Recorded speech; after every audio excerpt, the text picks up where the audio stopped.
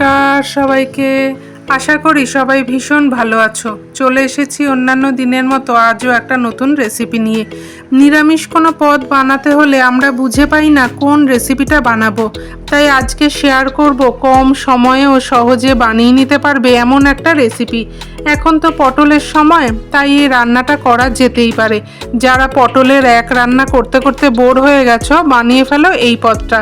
তাহলে আজকের রেসিপি হলো নিরামিষ দই পটল, যা কিনা ভাতের সঙ্গে তো ভালো লাগেই, রুটি, লুচি, পরোটা, এমনকি পোলাও ও ফ্রাইড রাইসের সাথেও কিন্তু দারুণ জমে যায়।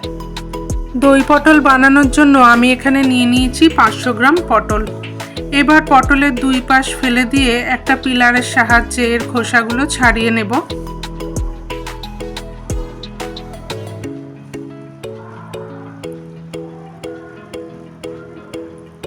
তারপর পটলের সামনের ও পেছনের দিকটা একটু করে চিড়ে নেব, ঠিক এমন করে, যাতে পটলের গ্রেভিটা এর ভেতর ভালো মতো ঢুকে যেতে পারে। এবার এই পটলের মধ্যে নুন হলুদ মাখিয়ে রেখে এই রান্নার জন্য দুটো পেস্ট বানাতে হবে। চলো সেগুলোকে বানিয়ে ফেলা যাক। প্রথম পেস্টটা বানানোর জন্য মিক্সিং জারে নিয়ে নেব দুটো কাঁচা লঙ্কা আর কিছুটা আদা।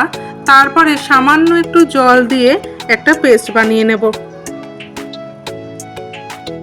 এবার দ্বিতীয় পেস্ট বানানোর জন্য একটা বোলের মধ্যে নিয়ে নেব কিছুটা কাজু আর 2 চামচ পোস্ত। তারপর সামান্য একটু জল দিয়ে ভিজিয়ে রেখে দেব, যাতে পোস্তর দানাগুলো একটু নরম হয়ে গেলে পেস্টটা বানাতে সুবিধা হয়। তারপর সব শেষে এখানে একটা বোলের মধ্যে নিয়ে নিতে হবে ঘরোয়া কিছু মশলা, যেমন হলুদ গুঁড়ো, কাশ্মীরি লঙ্কার গুঁড়ো, জিরের গুঁড়ো, ধনের গুঁড়ো, আর সব শেষে দিয়ে দিতে হবে 1/2 চা চামচ গোলমরিচ গুঁড়ো। এবার এই সব মশলার মধ্যে দিয়ে দিতে হবে জল। তারপর ভালো মতো মিশিয়ে নিতে হবে, যাতে কোনো রকম দলা পাকিয়ে না থাকে। সব কিছু গোছানো হয়ে গেছে, এবার চলো রান্নায় চলে যাই। গ্যাসে কড়াই বসিয়ে তাতে দিয়ে দিয়েছি সর্ষের তেল। এবার পটলগুলোকে দিয়ে ভেজে নেব।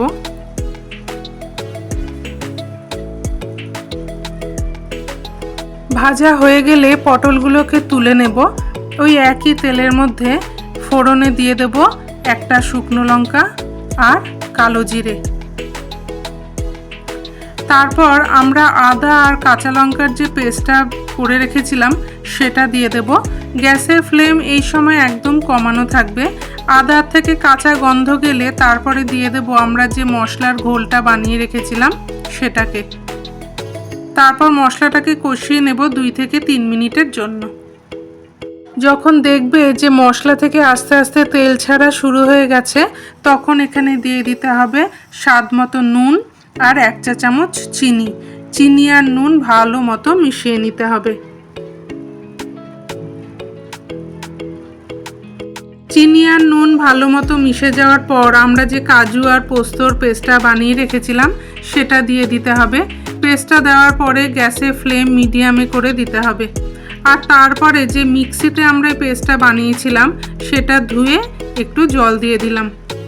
নিরামিষ রান্না হলেও এর টেস্ট এত ভালো হয়, তার জন্য কিছু স্টেপ ফলো করতে হয়।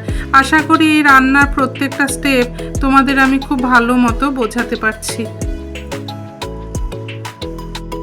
দেখো এই কাজু পোস্তর পেস্ট থেকে কেমন তেল ছাড়া শুরু করেছে। এই স্টেজে দিয়ে দিতে হবে টক দই।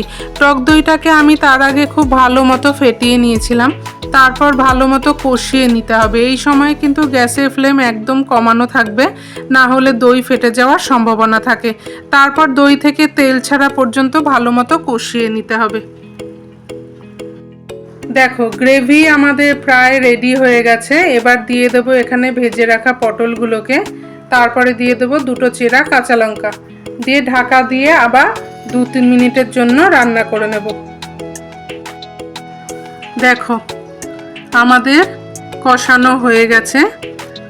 এবার এখানে দিয়ে দেব ঘি আর গরম মশলা, দিয়ে গ্যাস অফ করে ঢাকা দিয়ে দেব 5 থেকে 7 মিনিটের জন্য, যাতে সব কিছু ভালো মতো সেট হতে পারে।